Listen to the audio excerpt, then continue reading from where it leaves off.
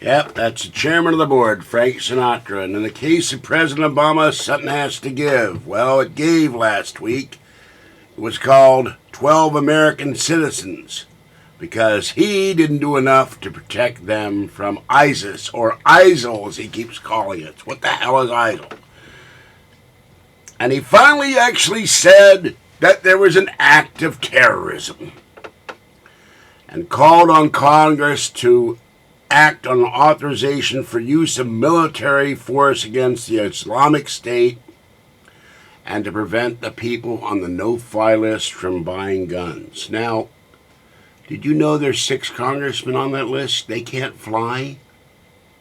Yeah. So 6 congressmen are supposed to vote on the list on a bill that wouldn't allow them to buy guns. I don't think that's going to happen. And I don't think his getting people on the no-fly list not buy guns is going to happen either, because there's 2 million people on that list. And a lot of them are put there wrongly. Al Gore was put on that list, folks. Al Gore, the former vice president of the United States, showed up at the airport. Yep, you can't fly, Mr. Gore. You're on the no-fly list. You might be a terrorist.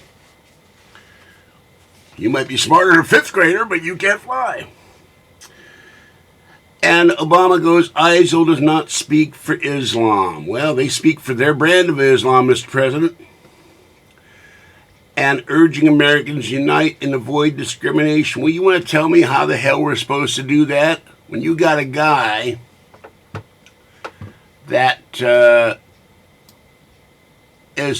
we're being told by the mainstream media, the guy is living the American dream. Well, more like the American nightmare. They got pictures of his apartment.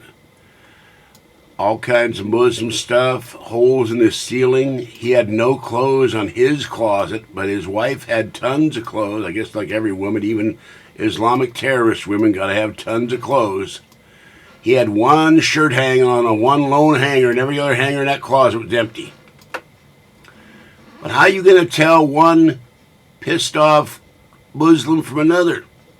How are you going to tell one Muslim that isn't pissed off? Now, there's a picture from ABC News. They're coming back in the country. She don't look happy. Of course, if I had to wear that thing around my head, I wouldn't look happy either. He don't look happy. Does this look like a contented American? Hello? Living the American dream? And then they just came out with the revelation that this guy got a $28,500 loan from WebBank. Now, I did some calculations. And, Mr. President, this guy made $54,000 a year. Now, if you take the taxes and you go and take the taxes and you go, I should have left that picture on. Let's put that picture back on. There we go. You take the taxes. Let's say we'll be conservative and say he pays 10% taxes. So we'll say 54,000, 10% is 5,400. So now he's down to $49,000. But then hold on, folks. He bought a house for $300,000. Well, I looked it up on Zazzle. Minimum for that house at a down payment is $15,000. So he's down from $4,900 to $35,000. $49,000. Sorry about that. To $39,000. And we heard news reports his guns and ammo and pipe bombs, some of which were set to kill first responders in that meeting area. He spent $30,000 on those weapons. Well, I did a calculation here, and I'll tell you, he had weapons of all kinds. A .223 caliber DMPS AR-15 rifle, Smith & Wesson MP-15 rifle, a Llama handgun, and an S&W handgun. Well, if you see here, I did the calculations, top and bottom, what these prices do. And if you take the top price, it comes to $4,000 for those handguns. So let's take the $4,000. Just for the handguns, all his pipe bombs and equipment, flak vest, helmet, scopes, all kinds of stuff. He's out $30,000. This guy's broke. And yet we're being told that he he was in America, living in America, had a baby, gets a wife. She comes back from Pakistan. She's not allowed in on a normal visa. Won't let nobody from Pakistan in here because it's a terrorist state. Doesn't do enough to stop terrorism. Let him in on a wife visa. And she gave a false address, folks. Falsified her application. Means she went on something to hide already. And then Obama says the FBI is still gathering facts of what happened in San Bernardino. The victims were brutally murdered and injured by one of their co-workers and his wife. We have no evidence they were directed by a terrorist organization overseas or part of a broader conspiracy here at home. Well, I want to know something. Nobody gives somebody 28 grand, and he takes that 28 grand, he gives 10 grand to the guy who bought him 2 of the weapons. They aren't charging that guy. Now, I thought there was a thing called aiding and abetting, and other charges they could charge in the commission of a crime. I guess he's going to get off scot-free. Then they tell us he gave 3 $5,000 payments to his mother. So his mother had to know something was going on. You don't give mama 15 grand and she doesn't know what's going on. My mother would ask me, where'd you get the 15 grand? I think any mother would ask, where'd you get 15 grand? So you tell me, this guy stockpiled weapons, ammunitions, pipe bombs, had little cars designed to blow up. This was an act of terrorism. Amazing. I'm on bits terrorism. I still can't get over that. Designed to kill innocent people. And then he goes, we've been at war since terrorists, since Al-Qaeda killed nearly 3,000 Americans on 9/11. Well, if you look at the video by John Lear, he said it was a 3D attack. The government had a special program they designed to make the planes look like they were attacking the World Trade Center. And I saw a video on YouTube where the guy says the place was blown up. That guy's never been seen again. He disappeared, but he's on the news. So I don't know if you believe John Lear or not, but there's one story. We got told by the president of Pakistan before she was assassinated that Obama, I'm sorry, not Obama, oh God damn it, I forgot. Osama bin Laden. Osama bin Laden, excuse me, God, died in a cave. That we got told he had kidney disease. We got told he was taken out by one of our ambassadors to UN, taken out in a missile strike, and yet they killed him. Maybe they killed a double, and that's what they won't tell us. You asked that question. So, well, listen, we've hardened our defenses from airports. Oh, yeah? You let 1,500 guys get off a plane, 150 guys, sorry, get off a plane the other day. No ID, nothing. They got off the plane.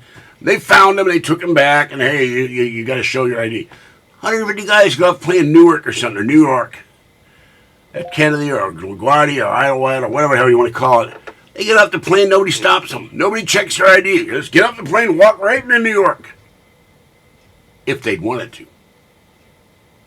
And they could have had 1 million guns in their baggage. You wouldn't have known. This is what you've hardened your defenses? Come on. And now they come out with the Homeland Security says he's going to come out a new traffic light system or something of warning us against terrorists. Well, there was no warning against terrorists the other day in San Bernardino, was there?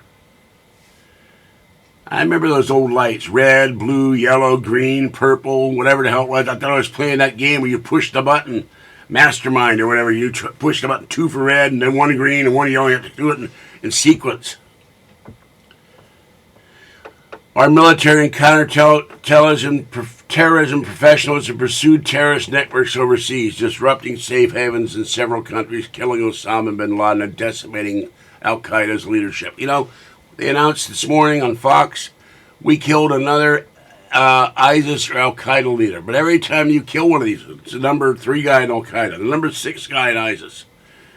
And I guess their guys lined up like these two.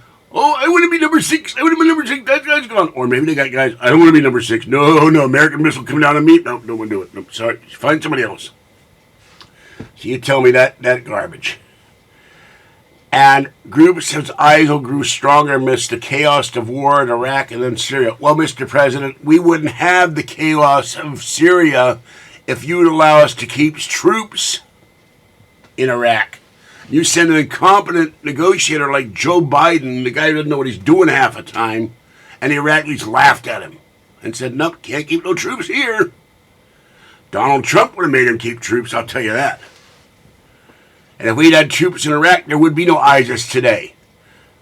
I remember they had Fallujah and other cities in Iraq. They were fighting our army and shooting at our army. But they were a lot of them were former Republican Guard that took the uniforms off and blended back into the community.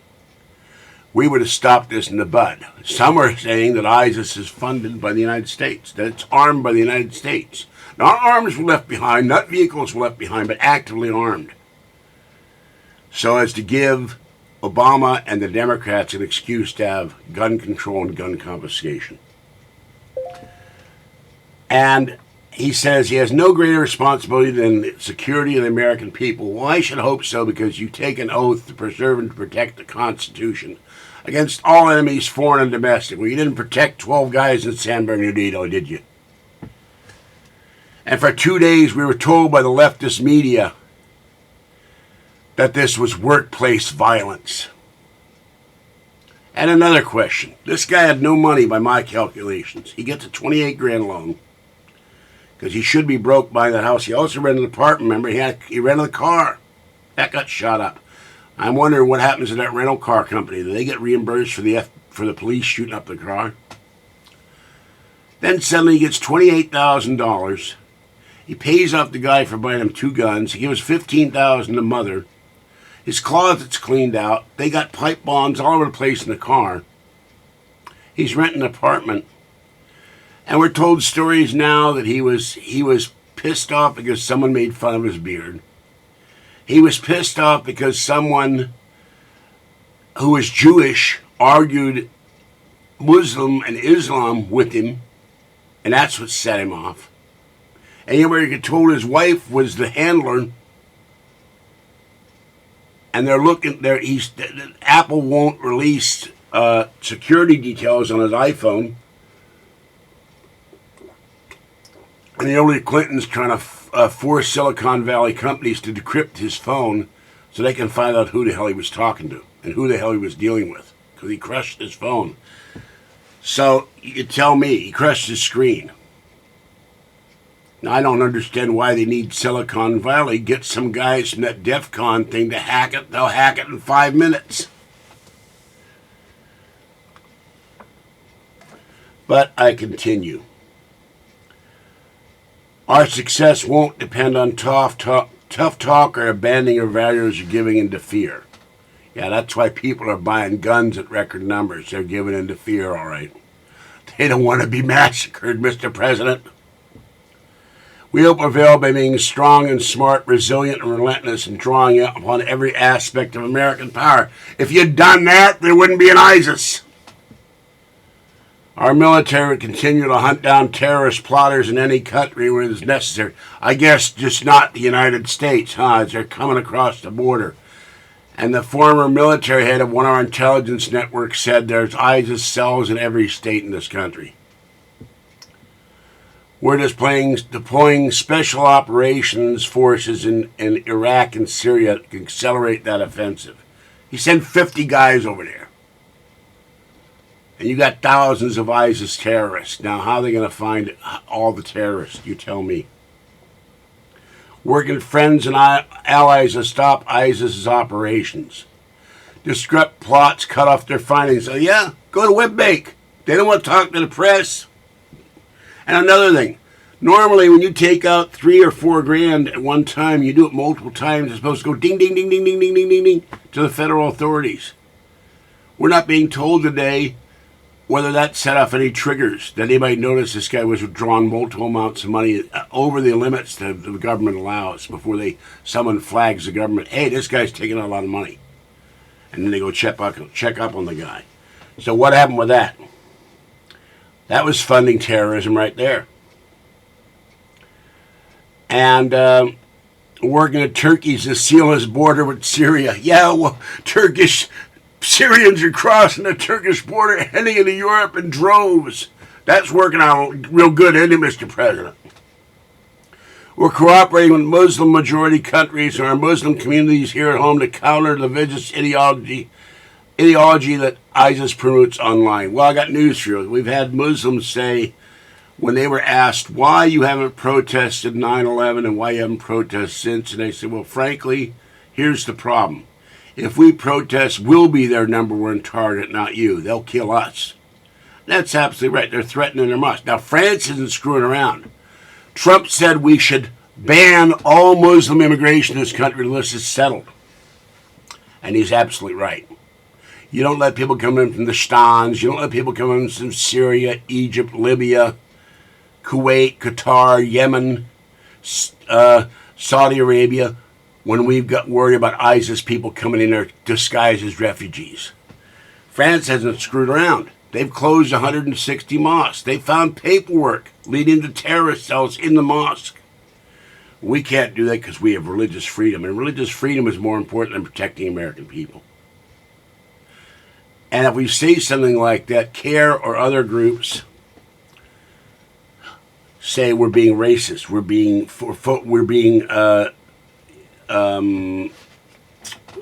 the word? Xenophobes.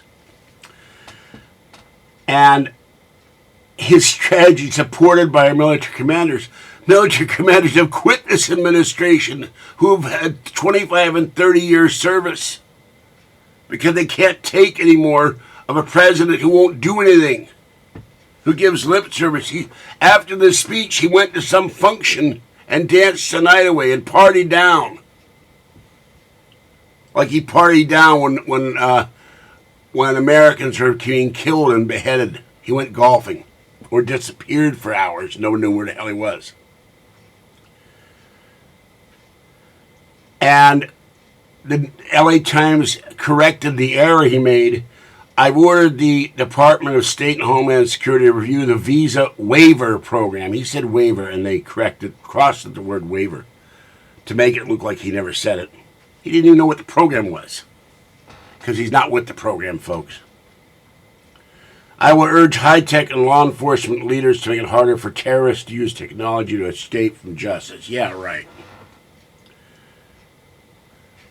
He wants Congress to act to make no one on the no-fly list able to buy a gun. How are they going to stop him?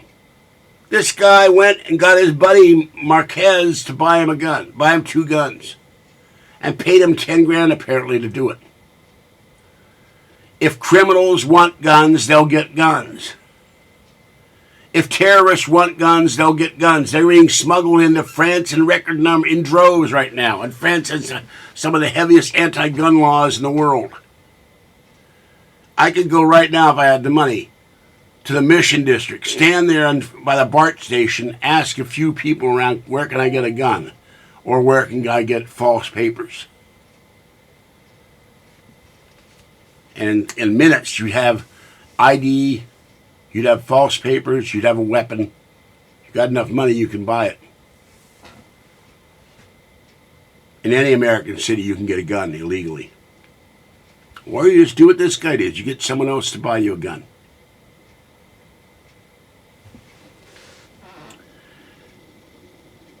We place stronger screening for those to come into America without a visa, so we get a hard look to whether they've traveled to war zones. You don't have screening now? This one falsified their data. Come on down. Come on in. You're welcome. Welcome to kill people. And he wants Congress to authorize a continued force of military force against these terrorists. There wouldn't be a problem if you'd let people stay in Iraq, Mr. President. And you want to close Gitmo now, and we're going to let more terrorists loose from that place.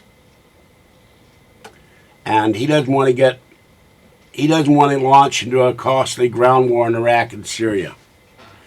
That's what groups like ISIL want, he says. They know they can't defeat us in the battlefield.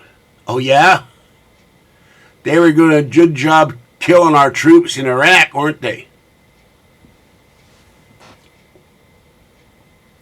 And he admits that. They know if we occupy foreign lands, they can maintain insurgencies for years, killing thousands of our troops. Well, you know what? Those troops weren't allowed to fight back. They aren't allowed to fight back in Afghanistan. They got rules of engagement, so they can only shoot back under certain conditions, yet they're being fired upon and killed every day.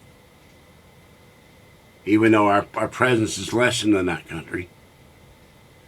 And another thing, he talked about Muslims not being the predominant, excuse me,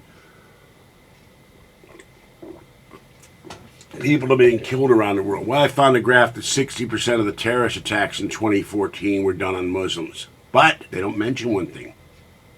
The predominant number of people getting killed, excuse me, are not civilians. It's the military and police. They're slaughtering them in the countries where they do attack. They come to show up and they kill them first. Then they kill the unarmed civilians. And Colorado is armed to the teeth. Crime, except for the attack on Planned Parenthood, gun crime has gone way down, and murders have gone way down because everybody's packing guns. You have an armed populace, the crime goes down because the criminals go elsewhere. He says we cannot turn against each other, letting this fight being defined as a war between America and Islam. Well, it is a fight between America and Islam, Mr. President. A section of Islam that hates us wants to kill us. Now, I don't personally know any Muslims. I've talked to a few in my travels. I don't have anything against the average Muslim in America who wants to come here and get away from the craziness and the murdering and the killing that goes on in their own countries, frequently by their own government. But they're too terrified to speak out. So in a sense, they're at war with these people too. They're intimidated and they're in fear. We need to go after these people with everything we got, and it ain't going to come from this president. He says we must enlist Muslim communities as some of our strongest allies rather than push them away through suspicion and hate. Well, you see a guy like that and his wife, they look pissed off. What are you going to think? I don't hate them, but you're going to look over your shoulder when they're around. That's just human nature. They don't look right. The neighbor of this guy said he saw a conga line of guys going in his garage day and night. He didn't say anything because of fear he'd be called a racist. Maybe if he'd said something, this massacre wouldn't have happened. The police would have gone knocking on the door. Hey, what are you doing? All these guys coming in. I worked as a security guard once. And one thing I had to do was observe and report on the number of people going in an apartment. I was requested to do that by the Sacramento Police Department. And they finally broke into the place one day. It was a drug dealer, major drug haul. They had dozens of people going in there day and night. I had a drug dealer living in my building in Oakland. Same thing happened. I called the cops on him because he had people going in 2, 3, 4, 5 in the morning every day. They busted his door. He went to prison too. You see someone go into someone's house at weird hours, and it's not 1 or 2 or 3 guys, but might be 15 or 20. There's something going on. They're not having a poker party. And it's not football if they're Muslims, and they're not watching Monday Night Football if it's on a Wednesday night or a Saturday night. There's something going on suspicious. It might not be drugs. It might be prostitution. It might be bookies. It might be who knows. But you tell somebody. That's what the head of the FBI said. You don't leave it alone. They'll investigate. If they find nothing, they apologize. Hey, sorry, I told the wrong thing. And he goes, it's the responsibility of all Muslims to root out misguided ideas that lead to radicalization. Well, first of all, they're going to root out the misguided ideas of their own people who think it's right to kill the innocent. The Quran says you don't kill women and children. These guys do it all. They're beheading people. Boko Haram is killing women and children. They're taking young girls into slavery. Americans and Britons and Europeans who go to ISIS, and young girls find out they're forced into prostitution to gain funds for ISIS. When they try to escape, they're murdered. Our responsibility to reject religious tests on those who we admit to this country. Well, if you've got someone that comes from a country that's predominantly Muslim, and you have killers coming from that country, what are you going to let everybody in? Oh, you don't have a bomb in your bag, we'll let you in. Rush Limbaugh today said there's a funny sign. I think he said it was at JFK or Newark. It said no bombs allowed. And he said, oh, the terrorist goes, oh my gosh, no bombs allowed. I have to go in the bathroom and get rid of my bomb. This guy's being ridiculous. When we travel down that road, we lose. And he says it's our responsibility to reject proposals that Muslim Americans should somehow be treated differently. Well, if the people killing you are Muslim, are you going to treat them not differently? Come on. I'm not tarring anybody with the same brush. But you're going to be very wary of who is out there. We aren't killing Muslims, except we're dropping drone guided bombs on Muslim leaders, and we're killing collateral damage civilians and children. But we don't go out of our way to do it when we're not attacked. We did go to Iraq, and we went in Kuwait. You may remember that one. Saddam Hussein invaded that country, was raping and killing. His Republican Guard was raping and killing people and shooting them and hanging them from lampposts. And when we were done in Kuwait, the Saudis said, okay, you can't stay here. You got to go back home. We won't allow you to go into Iraq to stop this once and for all. So you can thank them for that. So that's what I got to say about this. And one last thing. Where's the third gunman? We kept hearing about the third gunman all weekend. And suddenly he disappeared like a djinn. No third gunman. No terror cell, yet he had people moving into his apartment day and night. He had no help from other terrorist groups. You don't have all those guys going to your apartment because you're having a potluck.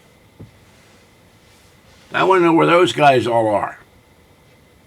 You had the press let into that apartment. There was paperwork. I saw a picture. I got a picture on my screen of one newsman examining paperwork with a flashlight that these guys left behind. The FBI left that behind. The apartment owner let them in. The FBI said, oh, it's okay, we're done with our investigation. They saw passports in there.